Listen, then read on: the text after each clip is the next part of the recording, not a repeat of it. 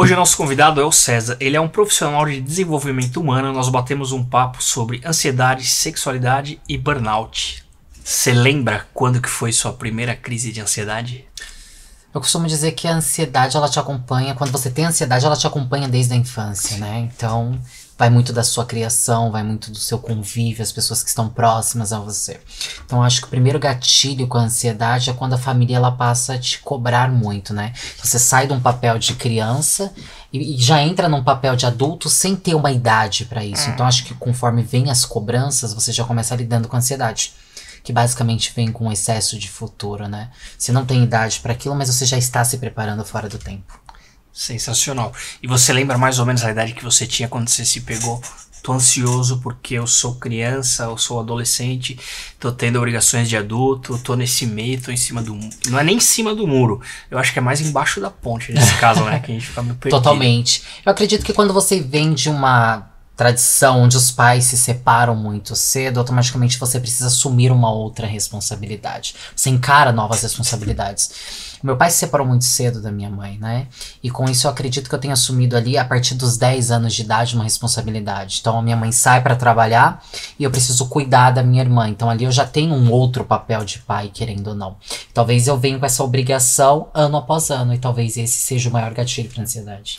Você tinha 10 anos, seus pais se separaram, pelo que você tá falando. Bem antes dos 10 anos. Quanto? Você lembra a idade? Eu acredito que os meus pais, desde quando eu nasci, já não estavam mais juntos, né? Era um relacionamento muito abusivo. Certo. Então eu acho que eles acabam se separando ali em torno dos meus 4, 5 anos. Antes disso era só abuso físico e psicológico. E nisso você nasceu a sua irmã mais nova? Nasceu a minha irmã mais nova. Minha irmã, se eu não me engano, são 3, 4 anos mais nova que eu. Tá, 4 anos ela deve ter 1, 2 no máximo, vai, se é essa fase, Sim. a idade. E aí beleza, você continuou, tal, 4 anos, com 10 anos você se viu na obrigação de pai. Sim. Tendo que cuidar da sua irmã, talvez cuidar da casa, ser um apoio pra sua mãe. Como que era a sua relação com sua mãe? E depois eu vou perguntar do pai. A relação com a minha mãe foi sempre muito rápida, muito passageira, né, na infância. Porque minha mãe passa mais tempo trabalhando do que em casa. Então, basicamente, quando a minha mãe chega, é o contato daquele filho que espera pela mãe o dia todo. Então, você aproveita. Então, eu sempre tive um relacionamento muito bom com a minha mãe. Minha mãe sempre foi muito compreensiva, diferente do meu pai. O nome já diz, né, mãe? Mãe normalmente tem essa tendência a ser muito mais compreensiva do que o pai. Mais acolhedora, mais... Muito tudo, mais, cara, mais acolhedora, mais cuidadosa carinhosa, com a abordagem. cuidadosa. Talvez eu acho que quando a gente fala muito sobre mãe, a gente tá ligado totalmente à mulher. E a mulher tem esse jeito de ser mais cuidadosa com a fala, com a abordagem. Claro que varia muito, né? Tem pais que são totalmente cuidadosos. Mas eu acho que vai muito da sua criação. E a minha mãe teve uma criação muito boa pra ela mesma. Certo. E aí você falou do seu pai, né? Pelo jeito não tem uma... Pelo visto, pelo jeito que você falou, não tem aquela relação amorosa pai e filho. Você cortou relações com ele? Com o meu pai, eu falo que a minha relação com meu pai sempre foi muito básica, né? Não tinha aquele apreço de filho e pai. Então, hoje em dia, eu tenho o básico com ele da relação. Sim. Se eu vê-lo, eu acabo cumprimentando por uma questão de educação, mas não tem aquela aproximação. Porque eu falo que o pai ele precisa estar presente na vida do filho quando é a infância. Ali você precisa se fazer presente. Quando o filho ele já atinge uma idade, uma certa idade, você já não precisa mais dele. Sim. Fica mais autossuficiente, você consegue fazer as coisas que até então você não conseguia, que você precisa de uma outra pessoa mais velha, não digo nem da figura paterna. Porque tem muitos casos que eu escuto, principalmente aqui, que eu precisava de alguém. Você precisava de um pai, não, eu precisava de alguém mais velho para fazer coisas que eu não poderia. Coisas básicas que uma criança não pode. Que é ir num mercado, comprar alguma coisa, voltar da escola. Crianças menos 10, 8, 7 anos. Sim, e de certa forma, como eu não tive isso na infância, automaticamente eu não quis ter na vida adulta, porque quando você já tá bem resolvido, você está com a sua vida feita, automaticamente o pai aparece, porque aí já não tem mais problemas. Então pra mim já não serviu mais ter essa relação. Então é uma relação de respeito, mas é uma forma muito básica. É bem básico mesmo, porque cortou lá atrás. Sim. E aí a gente não consegue criar vínculo com quem ficou muito tempo sem contato. Não, é que nem né? um relacionamento. Pra você se apaixonar por uma pessoa, você precisa estar presente no dia a dia. Você se apaixona pelo dia a dia. Quando você não tem essa figura paterna, você vai se apaixonar por quem? Sim. Então você não tem que se apegar. Então você cria o seu papel de pai onde? Na sua mãe. Você acaba refletindo a imagem do seu pai na sua mãe. E por ali você passa anos assim, nesse formato. E e se não cortar, repete, né? Sim, é um ciclo muito vicioso. Vicioso, né? Ao extremo, né? Eu ouço bastante isso, cara, porque se você não corta, passa pro seu filho, quer dizer, o neto de quem vai nascer, que é o seu pai. Sim. Passou pro filho, o filho passou pro outro filho. Só que tem muita gente que não é bem resolvida. E você, aparentemente, você é uma pessoa muito bem resolvida. Pelo que você fala, sua postura. Só que pra, assim, uma linha de tempo... Divórcio dos pais, tal, assumiu o papel de casa, aí você começou a ter gatilhos de ansiedade. A ansiedade eu acho que se faz mais quando eu me vejo nesse papel de pai, mas eu também não acabo me identificar muito com a minha sexualidade. Tá. Então é um momento que eu passo a analisar o que é certo, o homem e a mulher, o homem e a mulher. Eu não consigo me identificar naqueles termos, então eu começo a me enxergar como homossexual. Tá. E talvez aí também tenha piorado muito a ansiedade, porque eu não sabia a forma de me expressar. Com 10 anos você conseguiu distinguir? Eu falo que você nasce homossexual. Esse negócio do, virou. Você não vira. Virar, você vira a porta, você fecha, você vira a camiseta. Mas você nasce homossexual. Então, a criança ela já dá indícios desde criança pelo comportamento mais afeminado, muito mais delicado. Então eu já tinha todos esses traços comigo. Só não aceitava, porque eu queria me enquadrar no que era muito normal. Que era ver as crianças, o menino jogando futebol e a menina com a boneca. Eu não queria o futebol. Eu queria boneca, mas ao mesmo tempo eu queria boneca pra destruir, porque era um processo de não aceitação. Ô César, mas será que não é uma fase também de... Você falou que tinha muito sua mãe como base, como espelho. Você começa a querer imitar? Não, acredito que não. Acho que a mãe, ela vem te dar essa questão mais da delicadeza, né? Porque o convívio. Você pode perceber as crianças que são criadas com avós... Isso, de certa forma, acaba influenciando muito na sua delicadeza. Mas você acaba tendo comportamentos no dia a dia que mostra que não é só aquilo. É muito mais além. É muito mais além. E aí é o papel do pai acabar, de certa forma, identificando. Então, eu sou uma criança ali naquela fase que a mãe está muito ausente devido ao trabalho. E o pai já não está presente em momento nenhum. Então, eu tenho que lidar com a questão da sexualidade sozinho. Mas também encarar um papel de um pai para uma irmã. E muito novo, né? 10 anos. Sim, totalmente novo. Caraca. Você chegou a ter relacionamento com alguma menina? Uma mulher?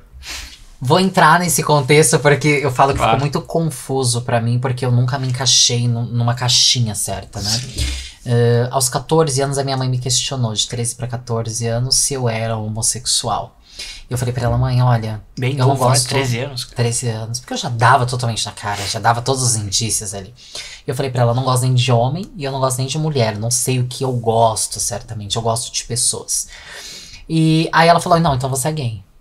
Eu falei, não, tô falando pra você que eu não sei o que ela eu já gosto. Deu... Ela já deu logo a cartada. A cartada. E é muito engraçado que mesmo se assumindo... Eu acabei me envolvendo com mulheres. E até hoje eu me envolvo com mulheres. Sério? Eu falo que eu me sinto atraído por pessoas.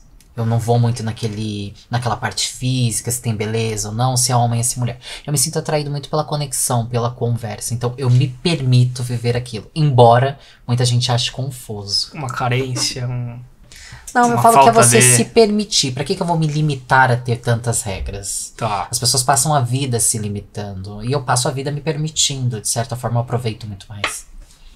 Consequentemente, você se diverte muito mais. Sim. Mas, por exemplo, você teve algum relacionamento, tipo, assumir? Eu namoro com a fulana de tal. Todas as meninas que, de certa forma, eu acabei namorando eram assumidas ao ponto de levar em casa. E o que é mais engraçado é que eu sempre falava pra elas, eu me assumi gay, tá? Então ficava confuso pra mim, elas aceitavam numa boa. Porque eu acho que o gay tem esse lado mais delicado, né? Que é o que a mulher realmente sente falta do marido, que é mais bruto. Então você tem aquela questão da atenção, do carisma, e de certa forma isso acaba chamando a atenção. E a maioria das mulheres também se apegam nisso, né? Elas não olham a sua sexualidade, elas olham muito a forma com que você é tratado. Ela quer um parceiro. Ela quer um parceiro. Quer bater papo, quer Enquanto os homens ideia. são muito focados na questão sexual, a mulher tá muito numa troca de energias, troca de experiência. Sim, eu ouço bastante isso. Foi uma mulher, né? Me falou, inclusive aqui, só que com câmera desligada, porque ela não se sentiu confortável. Inclusive, quem está nos ouvindo, né? Batei um papo com o César antes, fale o que você quiser, o que você se sentir à vontade, o que não precisa falar. Então uma convidada veio e falou com a câmera desligada. Ela era casada com um homem, né? Mulher, sexo feminino e tal. Casou com masculino e depois ela separou, o cara largou ela. E ela começou a namorar com outra mulher, porque ela sentia essa falta que você falou. A falta da parceria, de trocar ideia, de ser menos bruto. Sim. E é o que as mulheres de fato buscam. Quando elas não encontram isso em casa, automaticamente elas acabam fazendo o quê?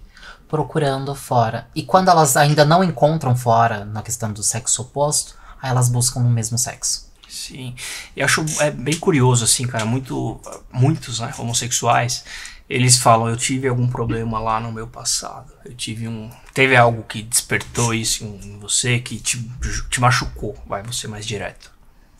Você fala na questão da sexualidade? No geral. Não, eu falo que a questão da sexualidade é que eu sempre me senti atraído de certa forma, eu só não conseguia expressar. Mas eu falo que não tenha nenhum gatilho que tenha me dado, como que eu posso dizer, impulso pra escolher uma outra orientação sexual. Sim, eu ouço muito falar em abuso psicológico, abuso físico. Teve algo do tipo? Não, abuso psicológico e físico da minha infância Também. foi bem tranquilo. Acho que corria mais o risco de eu abusar psicologicamente das pessoas, porque eu sempre fui uma pessoa que se posicionou muito desde criança, porque, como a gente falou, meu pai saiu muito cedo de casa, então eu tive que aprender a me posicionar e me colocar num posto ali de pai. Então, Sim. com isso, automaticamente eu preciso saber me posicionar e saber defender. E se você vem de um pai que agride muito a mãe, automaticamente você ali também precisa aprender a se posicionar. Você presenciava Muito. agressão física? Sim, muito. Uau. Muito. Eu tinha, acredito que uns 8 anos, quando eu vi o meu pai batendo na minha mãe de uma forma muito pesada, e eu peguei uma faca e eu pulei nas costas dele. E ele fala que até hoje é o momento em que ele não esquece. Você foi defender sua Foi mãe? defender a mãe. É o instinto, né? Sim. É o instinto. Você foi com uma faca pra cima dele? Com a faca pra cima dele. Aí, parou. Porque você se vê perdido diante de uma situação da agressão e você não sabe o que fazer diante daquele cenário. Então, ali você pega o que você tem na frente, automaticamente você vai. E para uma criança de 8 anos pensar dessa forma e ter essa atitude, é porque pensa como não estava a mente dela naquele momento. Tá, aí teve esses lances do seu pai, você viu ele agredindo sua mãe. Até então não tinha tido gatilho nenhum de ansiedade, daquele de disparar coração, onde eu tô, se é que você teve Eu tive muito, mas sintomas. devido à presença das brigas, né? Porque pensa, se você é uma criança e você cresce num âmbito onde tem muitas brigas, você começa a se cobrar pra ter uma atitude. O problema é que você não tem força o suficiente pra ter uma atitude, né, naquela idade em si. Então a ansiedade ela já começa a participar dali, porque eu tenho um excesso do futuro, né? Começar a pensar o que eu posso fazer de diferente pra que isso não aconteça mais. Mal sabia eu que naquela idade as decisões não estavam na minha mão. Então Sim. basicamente eu era um coadjuvante, eu ficava ali participando e não tinha muito o que fazer. Você tentava mudar a situação, mas não conseguia. Não tinha como. Pra um homem que bebe e se torna agressivo, cara, é muito complicado. Ele perde um pouco do limite do que a mulher, do que a esposa em si, do que é o filho. Seu pai tinha problemas com álcool. Eu acredito que não era beber porque gostava mesmo, né? Porque o problema do alcoolismo em si, o alcoolismo é uma doença em si. Agora tem pessoas que realmente eles gostam de beber. Eles gostam, não tem limite. Isso não acontecia sempre. Então não pode falar a culpa da bebida. Sim, não é o alcoolismo. Porque o alcoolismo você tem uma recorrência daquilo. Você não consegue controlar. O alcoolismo Agora, é se você vê doença, que a como pessoa você ela disse. bebe uma vez na semana e ela tem esses comportamentos, você vê que o problema realmente tá nela. Então não adianta falar a culpa é da bebida. Não, a culpa não é da bebida. A gente tem uma tendência muito grande hoje em dia. Sempre terceirizar. Falar que a culpa realmente de todos os nossos atos é na bebida, na maioria das vezes não é. Eu ouço muito falar, a culpa foi da cachaça, a culpa é do diabo. Eu acho que Deus não me abençoou, não tem? Sim, mas eu acredito que a bebida ela só vai te dar coragem pra você fazer aquilo que realmente tava ali dentro e você automaticamente acabava aqui reprimindo. César, me fala, cara, o primeiro ou alguns, que você se sinta, que você recorde, sintoma de ansiedade. Eu ouço muito dispara coração, boca seca, pé gelado, mão gelada, mas tem gente que não tem nenhum desses sintomas e é muito ansioso, desconta da comida, por exemplo. Sim, eu acredito que o meu foi a boca seca e as pernas trêmulas, mas isso pra ir caminho da escola. Então eu já sentia isso ao caminho da escola, de falar, olha, eu não quero estar aqui, eu quero voltar pra casa. E talvez a ansiedade, quando você tá tendo ali a sua crise de ansiedade, você quer voltar pra casa porque é o lugar onde você se sente seguro. Certo. Então, essa era a sensação que me acompanhava na ida pra escola na maioria das vezes. A boca começava a ficar seca, as pernas começavam a tremer e eu falava, não é aqui que eu quero estar. Porque eu me sentia diferente muito das outras crianças, então eu não queria estar ali. Então eu queria ir embora e fugir pra casa, porque lá, de certa forma, era o lugar onde eu me sentia muito mais segura. É o Porto Seguro, né? Voltou pra casa. Na maioria das vezes, sim. O problema é quando você volta pra casa e você tem todo aquele contexto da briga em si. Você já está perdido 2 vezes. Tá, e numa dessas você queria fugir para onde? Você não queria estar na escola, mas também em casa você não queria presenciar algumas coisas. A ansiedade, ela não deixa você raciocinar, né? Porque você não consegue pensar onde você queria estar. Você só quer fugir Você só quer fugir daquele problema. Muita gente tem crise de ansiedade e fala assim, eu quero morrer. Não, você não quer morrer. De certa forma, você quer se livrar daquela sensação e você não sabe o que você vai fazer. E aí você, de certa forma, quer encarar a morte, mas morrer o que você não quer. Você quer se livrar da dor. Você quer quem se suicida, vê um suicidólogo, já viu algumas vezes no programa, ele fala, você não quer se matar, você quer matar a sua dor e continuar a vida. E é muito engraçado que se você pegar uma pessoa que ela vai tentar se matar, quando ela chega no hospital, que ela percebe que ela corre o risco de perder a vida, ali realmente ela entra numa crise, porque ela não quer morrer. Ali bate o choro, tem muito disso também, cara. Bate o choro do eu quero voltar pra trás, será eu que me dá arrependo tempo? muito do que eu fiz. E na maioria das vezes, não dá mais tempo. Não dá mais tempo. Por isso que eu falo que é tão importante você saber perceber quando você realmente tá em uma crise e quando aquela crise ela vem pra te derrubar. Sim, porque judia. Muito. Só que se você também não buscar, sei que é difícil. Às vezes a gente tá dentro da toca, tá enjaulado, posição fetal, deitadinho e tal, quarto escuro, o basicão. Você não consegue sair. Mas tem que tentar, pelo menos, cara. Eu ouço muito, toma um banho, melhora. Porque você tá ali trancado. Você vai tomar banho pra quê? Você não vai ver ninguém, você tá dentro de casa. Quer o quê? Quer comer e ficar no escuro, não precisa de banho. Mas eu falo que o principal fator pra você tentar sair da crise de ansiedade, cara, é a fé. Você pode ter fé em um copo d'água, mas você precisa ter fé em alguma coisa. E quando a gente fala em fé, é acreditar. Se eu não acredito na minha vida, se eu não acredito nas pessoas que estão próximas a mim, eu preciso acreditar em outra coisa, que de certa forma vai me movimentar para que eu saia daquela zona em que eu me encontro. Então você de certa forma precisa ter fé. Eu acredito que talvez esse seja um dos principais elementos para você sair de uma crise de ansiedade. Sim. Claro que isso não dispensa um tratamento, um acompanhamento. Mas tem algo que o psicólogo não vai te acompanhar a todo momento. O psiquiatra também não. Então quando você voltar para sua casa, é só você com você mesmo. E é nessa hora que você precisa fazer uso de algo, da fé, por exemplo. Você tem alguma crença? Eu acredito em Deus acima de tudo, mas eu tenho a minha religião. Eu sou do Candomblé. Você comentou da outra vez. E ele te ajuda? Ajuda muito. Ajuda muito porque as pessoas elas têm um preconceito, né? E quando a gente fala muito do preconceito, as pessoas assimilam preconceito com o racismo, com a discriminação. E não é o preconceito, é quando eu não me permito conhecer. E ali automaticamente eu já crio um bloqueio. E quando você passa a conhecer a religião do Candomblé, você descobre que ela é muito mais rica do que você pensa. É que a mídia fantasia uma coisa, a sociedade já vem de uma crença muito limitante sobre esse tema. Mas é aquilo que eu falo, independente do que você escolhe pra você de qual religião seguir, cara, é a sua fé que vai te salvar na maioria das vezes. Porque no final Deus é um só. Sim. E basta você saber diferenciar isso. Eu escutei uma vez de uma evangélica falando sobre não era como fala? Candomblé. Candomblésista, quem frequenta.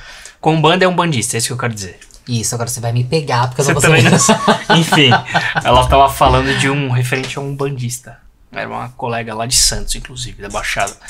Aí tava num bate-papo e tal, ela falou, a fé dessa pessoa, às vezes, é muito maior do que quem tá dentro de uma igreja evangélica. Sim. E a fé dela é indiscutível. Então você não pode nunca pôr em teste a fé de alguém. Sim, até porque hoje talvez as pessoas não recorram mais à igreja evangélica por uma questão da própria discriminação, né? Você não pega Jesus no passado, através dos filmes e da própria Bíblia, criando julgamentos. Não. Mas o homem, ele se sente nesse direito, nesse poder de julgar as pessoas. O homem tem esse senso de juiz, de valor, o ser humano de querer muito julgar. Desgramado, e aí, quando você encontra isso na prática, você fala, eu não quero estar ali. A igreja é muito rica, a palavra de Deus é muito rica, mas é a palavra de Deus. É diferente quando você chega numa igreja e você vê a palavra de Deus sendo distorcida através da ótica do homem do que é certo e que deixou de ser certo. E aí as pessoas não se permitem. E quando elas vão para uma outra religião, de certa forma elas são muito mais acolhidas. O julgamento pode vir em algum momento? Claro que sim, mas ele vem no momento posterior. De imediato, quando você vai na igreja, na maioria das vezes, você é julgado. Ao invés de ser acolhido, que é o local que você imagina. As local pessoas de falam acolhimento. de Deus, né? Deus é isso, Deus é aquilo, amor. Deus é amor. Só que eles não conseguem pregar amor. Eu falo que uma grande. Viver o amor. Não, eu falo que uma grande inspiração pra mim, eu tinha uma tia evangélica que ela faleceu. Eu falo pra mim que aquilo ali é um exemplo de ser evangélico. Não existia o julgamento, ela acolhia de certa forma todo mundo e fazia todo mundo de certa forma se sentir muito respeitado. E talvez seja o que falte no cristão. Ele deixou de servir a Deus para servir o que ele acha que é certo diante de uma sociedade. Quer vomitar regras, né? Totalmente, eles gorfam em cima das pessoas, né? Olha como o assunto de saúde mental é muito bacana. A gente começa falando e vai pra religião, vai pra Porque família. são tudo gatilhos, você Sim. concorda comigo? Porque de certa forma tudo influencia em você. Porque se você vem de uma família evangélica, qual a chance de você sofrer um preconceito? Se você vem de uma família evangélica, Sim. por eles mesmos não vai rolar o preconceito. É mais quem vem de fora, é isso que você quer dizer? 100%. Porque assim, se eu cresci dentro de um berço evangélico e eu acabo optando por me assumir homossexual... Ah, tá, você falando no caso de eu opção vou ser sexual, tá? extremamente julgado. Sim, pra caramba. Eu pensei que era só de estar na religião, não. Não, tá, não. você assumir então vai sua haver um sexualidade. julgamento. Então, assim, Vai. eu não vou poder contar com quem tá dentro da minha casa. Certo. Vou precisar sair e contar com quem tá fora. Isso é muito estranho, cara. É uma reversão de valores, né? Eu deveria contar com quem está dentro da minha casa, não procurar fora. Isso aí é o exercício de se colocar no lugar do outro. Você... Que hoje em dia não existe, né? O se colocar no lugar do outro falta muito, né? Brené Brown, Netflix, é um dos documentários mais importantes. Como que chama? Brené Brown. Brené Brown. Como que se escreve? É em inglês. Brené, B-R-E-N-E. Brown. Brown de... B-R-O-W. Brené Brown. Brené Brown, Coisa assim. ok. Se não for, vocês me corrigem, mas acredito Não, mas que seja já assim. dá pra localizar. Netflix fala sobre... Ela fala muito sobre essa questão da empatia. E ela tem uma história muito engraçada que tem uma girafa e eu acho que um hipopótamo no fundo do poço. E a girafa, ela chega todo dia ali na beira do poço, ela fala, você tá bem? E o hipopótamo responde, tô. E ela volta no dia seguinte, você tá bem, hein? Ele responde, tô. Mas no fundo ele não está bem. E quando a gente fala que empatia é o momento em que eu não posso aparecer só ali no buraco, te dar um oi, vocês também. Eu preciso descer no fundo do poço e me permitir te conhecer. E talvez seja essa a maior hipocrisia da sociedade. Usar aquela famosa frase, eu vou me colocar no seu lugar. É impossível me colocar no seu lugar, porque às vezes o que dói em mim não vai doer em você e vice-versa. Pode até tentar colocar, mas não vai sentir a dor. Sim. E qual é a forma mais humanizada de eu conseguir te compreender? É o momento em que eu sento com você e eu falo, eu estou aqui para te ouvir. E dentro do que eu consigo, eu vou tentar te ajudar. Você acha que o ouvir, então, ele é mais válido do que eu vou me colocar no seu lugar? Eu falo ouvir com muita empatia. Ouvir e quando eu faço... e absorver, não só dar ouvido. Sim, o ouvir com muita empatia é aquele momento em que eu permito o Rafael começar a falar e eu apenas ouço. Sem criar o pré-julgamento. Porque as pessoas falam pra outra, olha, fale comigo. Quando você começa a falar, eu não concordo, elas mesmo te barram. E ali o diálogo começa meio que já fica estremecido. E você já perde totalmente a confiança. Isso está presente em todos os lugares. Está presente no mundo corporativo, está presente na sua vida, no ciclo de amizades, em todo lugar que você vai. Trazendo pro nosso dia a dia, assim, esse lance da girafa descer, eu perguntava e voltava. É meio que, tá tudo bem? Tá, é automático isso aí. Sim. E aí a gente tava conversando de buscar ajuda, buscar empatia no próximo. Você lembra o que fez você buscar ajuda? Você não tinha em casa, aí você foi buscar, mas além de, não posso contar com meu pai, alguma coisa a mais? Eu acredito que o buscar ajuda é quando você realmente se vê no fundo do poço. E quando você tá no fundo do poço, você tem duas opções. Eu me afundo de vez e me entrego, ou realmente eu começo a dar alguns passos para que eu saia daqui. E aí você percebe que muito aquela questão do julgamento que eu te falei, né? Então você sai de uma questão do julgamento e você vai buscar fora, porque as pessoas não te conhecem. É muito fácil a pessoa te conhecer, ela te julgar. Agora, quando a pessoa ela não te conhece, ela vai ter que te ouvir, entender a sua história, voltar no passado, e aí é o papel do profissional. Que aí entra um psicanalista, um psicólogo. Entra um psicólogo. Psiquiatra menos, né? Psiquiatra talvez Psiquiatra ele vai ouvir e te bem encaminhar. menos. De certa forma, ele vai acabar te encaminhando para uma psicóloga e para uma terapia. O papel do psiquiatra é mais a parte de medicação. Sim, a parte medicamentosa que é, como falar, é 100%. Tem muita gente que fala, não quero tomar remédio porque eu não sou louco. Eu não vou no psicólogo porque eu não sou louco, mas não. Se puder aliar os dois Eu sempre brinco que de louco todo mundo tem um pouco. Todos, né? Todos têm. Mas a medicação é extremamente importante, porque às vezes ela vai acabar inibindo certas questões que você não conseguiria numa terapia. Então, é extremamente importante o medicamento. Só que você precisa não ter esse preconceito, esse pré-julgamento. Se chegar achando que vai dar errado, já dá. Eu falo que nem começa, então. Porque realmente, cara, você já se entregou. Você não quer se permitir um medicamento. Às vezes a gente precisa ser muito realista. Aquela pessoa, quando ela tá numa crise, que ela tá doente, ela não precisa que você olhe pra ela com um olhar de dó.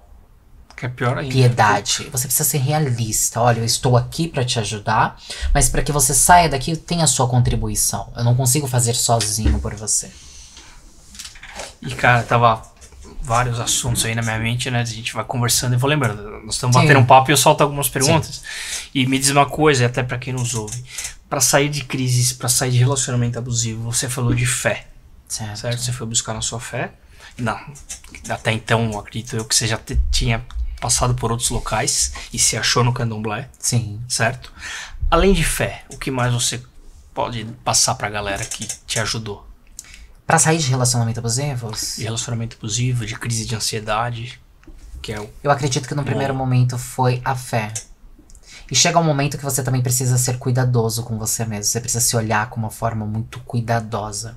Se você não se ama, se você não tem um autocuidado, não espere que o outro vai ter por você. Você só vai me tratar da forma com que eu permitir. Se você faltar com respeito comigo numa primeira vez e eu permitir, você vai costumar ser desrespeitoso comigo. Então a primeira coisa é falar pra você, olha, eu tenho o meu limite. Até aqui você vem, daqui você não passa, porque isso de certa forma acaba impactando em mim como pessoa e acaba me causando dor. E aí, quando você vê que esse comportamento ele se repete, você precisa tomar uma das decisões mais radicais de falar, eu não quero isso aqui mais pra minha vida. E aí aquele momento que dói, e aquele momento em que você quebra o ciclo que você fala, segue o seu caminho, eu vou seguir o meu. E aí você precisa se apegar na fé. Porque você não deixa de amar uma pessoa. E eu falo que existem dois momentos, né? Dois termos. O amor da sua vida e o amor pra sua vida. Às vezes o amor da sua vida não vai ser o amor pra sua vida. É totalmente diferente. E geralmente é o que acontece, né? É o que acontece. É aquilo, eu te amo, mas a forma com que você me trata, eu não posso permitir com que você continue na minha vida. Essa é pesada. Mas é real. E faz sentido, porque as pessoas elas acham que pelo simples fato delas amarem, elas precisam se entregar e precisam se sujeitar a viver aquilo por anos. E você vê que tudo começa num grito, depois levantam a mão, e aí perdeu-se o respeito total e desce a mão totalmente, entra na agressão. Sim. Então às vezes amar também é deixar ir. É uma frase muito clichê, mas é muito necessária. É ruim de ouvir, mas é real. Sim. Segura uma faca e começa a apertar ela na sua mão. O que ela vai causar na sua mão? Vai ferrar tudo. Ela vai machucar a sua mão. E aí você tem um poder de decidir. Você continua com essa faca na sua mão e sente dor? Ou você joga essa faca pra longe, cura essas feridas e segue a sua vida? E aí vem a questão das cicatrizes. Porque aí você vai ter vários gatilhos. E isso talvez impacte na sua ansiedade. Que é você lidar com aquilo que você perdeu. E você começa a se cobrar. Só que você não tem a resposta na hora. Então você não sabe, você tá tendo aquela crise de ansiedade por aquilo que você abriu mão, só que a ferida tá lá. Sim, e você começa a se perguntar, eu poderia ter sido melhor? Teria algo que eu poderia fazer pra manter aquela pessoa? E a gente não consegue enxergar que o problema, a maioria das vezes, não estava em você. O problema estava no outro. Mas pra gente, como ser humano, é muito difícil aceitar isso, que o problema está no outro. A gente sempre se coloca muito numa posição de inferioridade, aquela de coitadismo, de falar assim, olha, eu sou um coitado e eu estava errando, do que aceitar que o problema estava no cara que não valia o prato que comia, ou a menina. Não é nem vitimismo, cara, porque eu acho que o vitimismo a pessoa faz até consciente. Sim. É mais o lance do coitadismo. Sim. Nós temos uma tendência muito grande a se colocar nessa posição. Vira-lata, o cachorro vira-lata, né? Sim, o cão que caiu da mudança, tá com a cara de coitado. Ou o olhinho do gato de botas. A gente tem uma tendência de se colocar nesse papel. Muito. Brother, e além de ansiedade e tal, nós estamos caminhando aqui pros finalmente. Só que não dá pra passar em branco. Você falou a respeito de burnout. Um dos temas, acho que mais polêmicos e que estão muito em alta, né? O mundo corporativo também é adoecedor, se você não souber se posicionar. Existem empresas que eu falo que são como cânceres. É um câncer em metástase. Se você não se cuidar, automaticamente ele vai te matar aos poucos. Isso tá muito numa liderança muito tóxica, num ambiente totalmente assediador. Não só moralmente, como sexualmente. As pessoas acreditam que para elas serem produtivas também, elas precisam estar numa empresa das 7 da manhã às 7 da noite, todos os dias. E não é assim. Os tempos mudaram, as abordagens mudaram. Talvez antigamente funcionasse esse tipo. Das 7 da manhã às 7 da noite. E talvez as pessoas morressem ou se matavam sem um diagnóstico de saúde mental. Então acho que hoje eu busco muito um propósito. E quando eu vejo que aquele ambiente já não dá pra mim, eu acabo meio que saindo. Porque eu não quero me permitir me adoecer novamente por causa de uma empresa. Novamente, então quer dizer que você adoeceu uma época por causa de determinada empresa, não precisa eu falar o nome. adoeci não tem muito tempo. Eu adoeci tem basicamente aí uns 8 meses. Tá. Minto, 6 meses. Recente. Muito recente. Ao ponto de eu acabar... As pernas começarem a tremer, eu ter uma crise de choro e não conseguir subir a escada porque eu não queria estar lá. Tá. E aí eu saio dali e vou parar num CAPS. E automaticamente a primeira coisa que o médico pergunta pra mim é: qual substância química que você fez uso? Eu falei, nenhuma. Empresa. A empresa. E ele não acreditou, e pra isso ele precisou me examinar muito bem pra acreditar. Ele achou que você tinha usado droga. Ele achou que eu estava drogado. E não era. Eu já estava doente por um ambiente onde as pessoas exigem de você ao extremo, mas nem elas conseguem dar o extremo melhor delas a todo momento. E elas desenham um profissional perfeito, a visão delas ali de perfeição. No computador você tudo é precisa bonito, né? seguir. E quando você não segue, a cobrança vem de uma forma desrespeitosa. Eu falo que existem perfis de assediador que ele tá dando tapa na sua cara e você não tá sentindo dor. Ele tá sendo desrespeitoso de uma forma muito leve. Mas no fundo ele tá acabando com você. E hoje isso tá muito em alta nas empresas, Sim. né? E é bom porque você já tem essa noção. Então antes de chegar a última gota d'água, chegar na gota d'água, você já sai fora. E não precisa nem chegar e encher o copo, cara. E eu também abomino alguns comportamentos como este. Então hoje no mundo corporativo eu começo a observar e eu falo, olha, esse comportamento tá errado.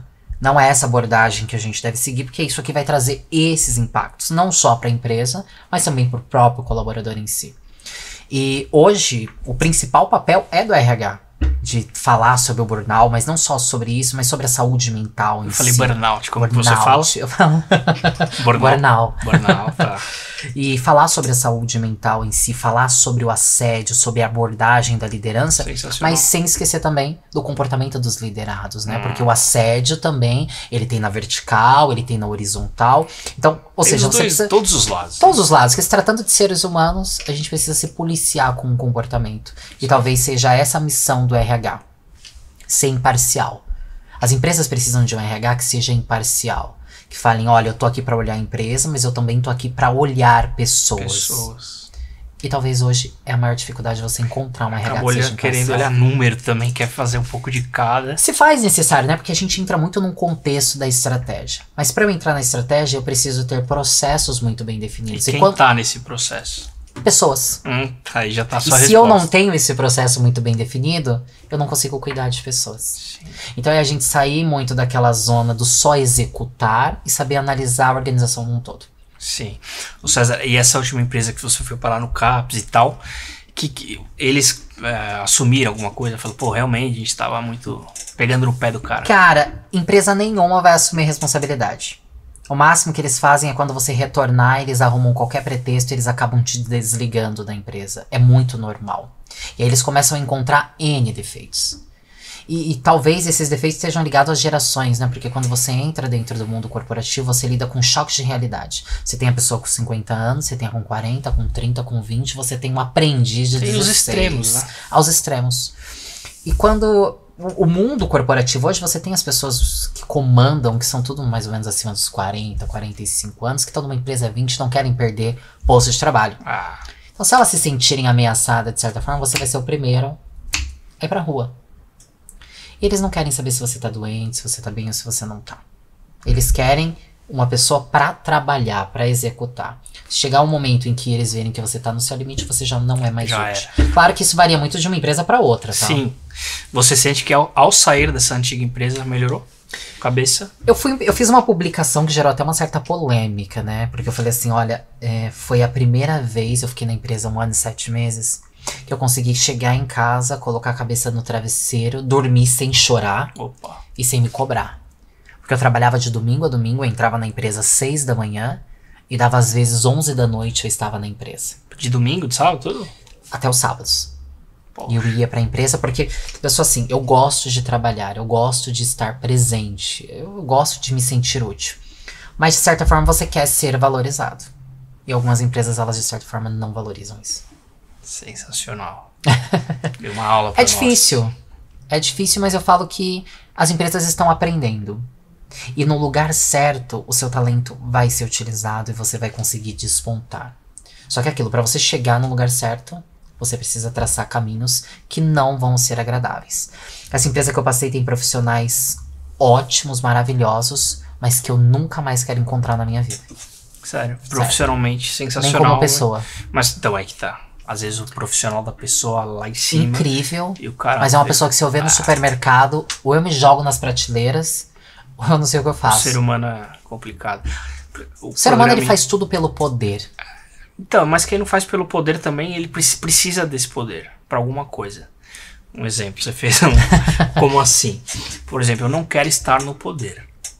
Porém, eu preciso do poder pra fazer alguma coisa. Todo mundo precisa disso. Sim. Você vende ideias, se você arrumar alguém na sua vida, você precisa ter um certo poder, eu domino determinada área. Mas aí é muito importante você saber até onde você está disposto a ir. Aí que tá o mundo corporativo, ele sempre vai ter problemas. Até onde você está disposto a ir para resolver esses problemas? Porque para você resolver o problema, você vai ter desgaste. Não só no corporativo. Trago pro pessoal também. Só que na vida pessoal é muito mais fácil pra gente resolver problemas, né? Eu não tô sobre um regime de legislação, eu não estou sendo pago para aquilo. Então se alguém fez algo que eu não gosto, eu posso mandar a pessoa ir pra Marte. No mundo corporativo você precisa falar, não, mais tarde nós voltamos a nos falar. Então você precisa mudar a abordagem. E aí você precisa saber, eu quero isso pra minha vida? Eu falo que hoje eu não quero. Hoje as pessoas brigam por um cargo pra chegar a ser CEO, eu não quero. Eu quero... Aquilo que eu estou fazendo tá muito bem. Eu prefiro impactar a vida das pessoas do que, de certa forma, as pessoas impactarem minha saúde mental.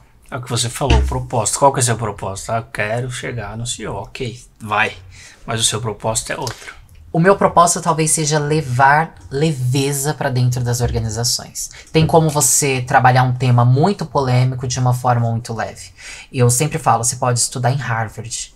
Se você não souber lidar com pessoas, você não vai ter sucesso nenhum. As pessoas vão te respeitar pelo medo. Pelo peso do seu crachá. E não por aquilo que você, de certa forma, desperta nelas. Não o profissionalismo. Não. Quando você sair, demais. Você vai ser lembrado pelo quê? Puta, cara pela chata, forma com que você tratou as pessoas. Carrasco. Não pelo cargo que você ocupava. Então o que eu quero pra mim hoje é isso. E se não tiver isso, eu estou indo embora. É muito prático. Eu sou muito prático. Prazer em conhecê-lo. César, falamos de sexualidade, certo. Ansiedade, burnout. Eu gostaria que você deixasse um recado para quem nos ouve que ou está passando, ou passou e nem sabe, que tem muita gente que fala, nossa, eu tive isso e não como fala? Não consegui diagnosticar, identificar. Eu falo que é você se permitir, né? Você precisa se permitir conhecer o novo. Você precisa se permitir sair da situação onde você tá e conhecer outras pessoas, conhecer outros profissionais, conhecer métodos. E antes disso é reconhecer. Eu não estou bem. E para isso você precisa ter um autoconhecimento muito grande. Porque é diferente não estar bem de um dia chegar cansado em casa. Isso é muito normal. Agora, se você tem pensamentos suicidas, se você tem as suas crises de choro, se você não encontra satisfação na vida e nem satisfação nas pessoas, alguma coisa tá errado. E de certa forma você precisa procurar um tratamento. Foi que nem eu falei no início, tem a questão da fé. A fé é muito importante, mas o tratamento não é indispensável. Perfeito. Então você precisa dele para seguir a sua vida. E se você quer continuar vivendo de certa forma, você precisa se permitir. Não tem outra palavra. Excelente, deu recado.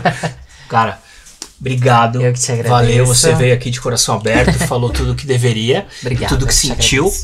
E assim, falamos toda semana de saúde mental. Com certeza o seu vídeo, a sua história de vida, ela vai chegar em alguém que tá precisando. Bacana, eu que te agradeço pela oportunidade. Seja bem-vindo. Espero que as pessoas de certa forma se identificam e consigam reconhecer alguns gatilhos. Uma coisa você falou de quem se identificar. Falando em identificação, nosso programa ele fala sobre saúde mental. Toda semana vem um convidado diferente, traz o seu relato pessoal, ou às vezes alguns profissionais da saúde também.